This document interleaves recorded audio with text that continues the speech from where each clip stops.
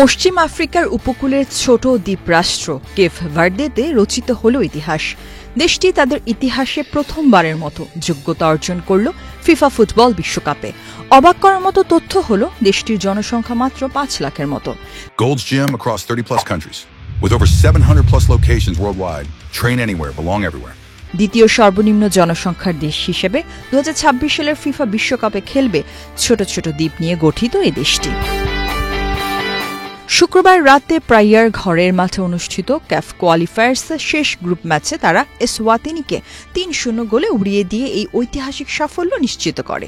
Blue sharks নামে পরিচিত Cape Verde group D এর শীর্ষ থেকে বিশ্বকাপ বাছাই পর্ব শেষ করে। এই গ্রুপে তাদের সঙ্গে ছিল শক্তিশালী ক্যামেরুন। 1986 সালে ফিফার সদস্য পদ পায় কেপ ভার্দে। তার কয়েক বছরের মধ্যেই ফুটবলে উন্নতি করে ফুটবল বিশ্বকাপের মতো বড় মঞ্চে সুযোগ পাওয়া দেশটির জন্য এক স্বপ্ন পূরণের মুহূর্ত।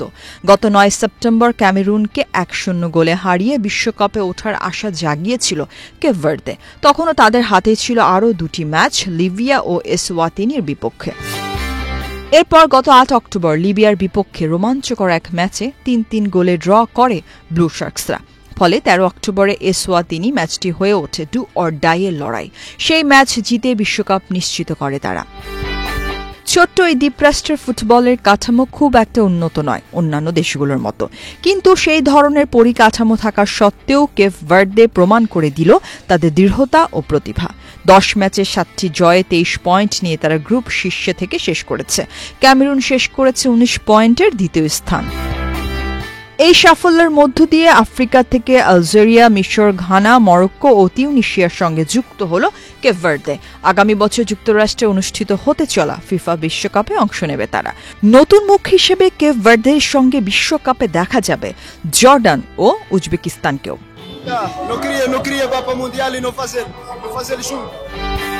ম্যাচের আগে প্রাইয়ার উচ্ছ্বাস ছিল তুঙ্গে। খেলোয়াড়রা স্থানীয় বাজারে হাঁটাহাঁটি করে সমর্থকদের সঙ্গে মিশে গিয়েছিলেন।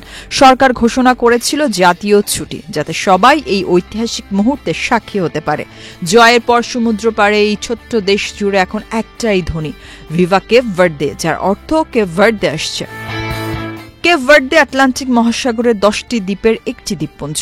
বিশ্বব্যাংকের সর্বশেষ তথ্য অনুযায়ী যার জনসংখ্যা 5,25,000-এর সামান্য কম। এই দেশটি 1975 সালে পর্তুগালের কাছ থেকে স্বাধীনতা লাভ করে।